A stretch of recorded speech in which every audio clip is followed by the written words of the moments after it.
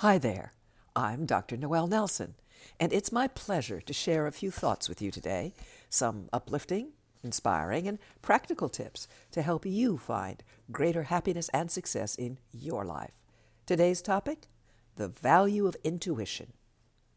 An expert in the area of personal security, terrorism, stalking, and other such matters, Gavin de Becker, has often remarked that people generally sense a potentially dangerous situation or person before the danger actually happens.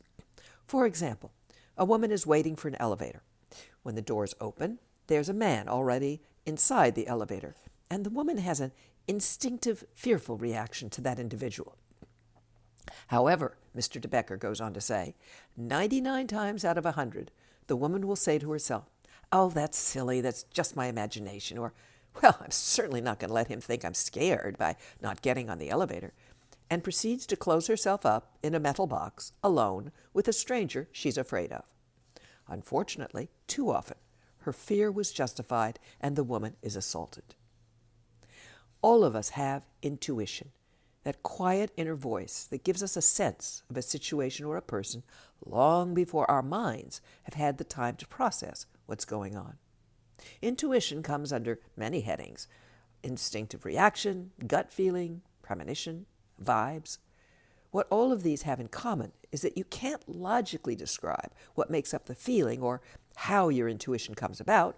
All you know is you feel it. A human being is a holistic mechanism.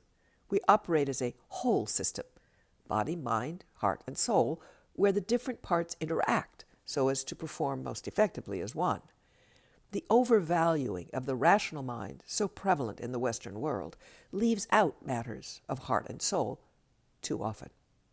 If something isn't logical, if we can't explain it and understand precisely how it works, we don't want to hear about it. But in the process, we cut ourselves off from information which, although not rational or explainable, is critical to our survival and to our greater fulfillment. Intuition is most definitely of the heart and soul. There's nothing rational about intuition except not using it. It isn't logical to fail to take advantage of such potentially valuable information, yet we fail to do so regularly. Why? Well, for one, we don't listen. Becoming sensitive to your intuition or gut feelings about things requires a willingness to listen to and for that intuition. Often it means just being quiet for a moment and listening to your inner self. Or, should you get a gut feeling about someone or something out of the blue, well, take a moment to recognize the feeling. Your gut feelings won't always be fearful ones.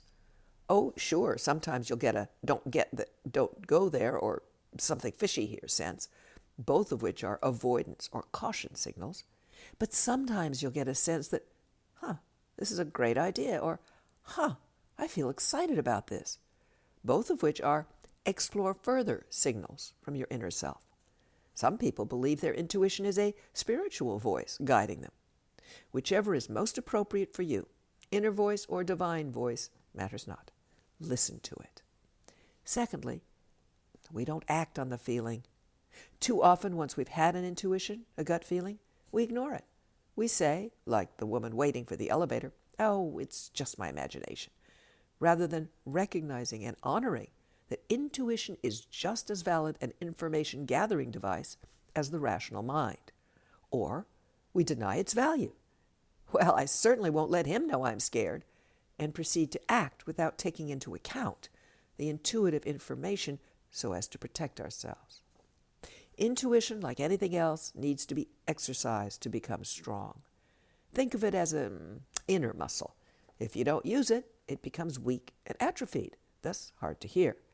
Instead, respect your intuition, act on it, and don't care what others may think of your decision to do so.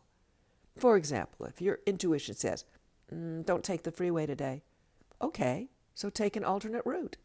Some days you'll be surprised to find out there was a major accident on the freeway and you would have been in traffic for hours had you taken your usual route.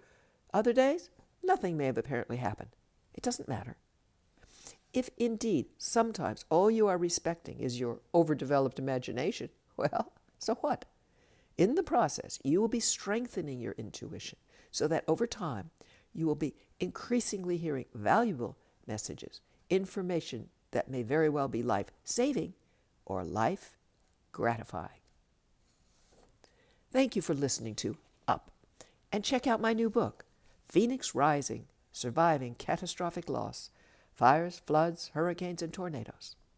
If you'd like more uplifting, inspiring, practical tips and techniques, please visit my website, noelnelson.com, or take a look at my Meet the Amazings Facebook page.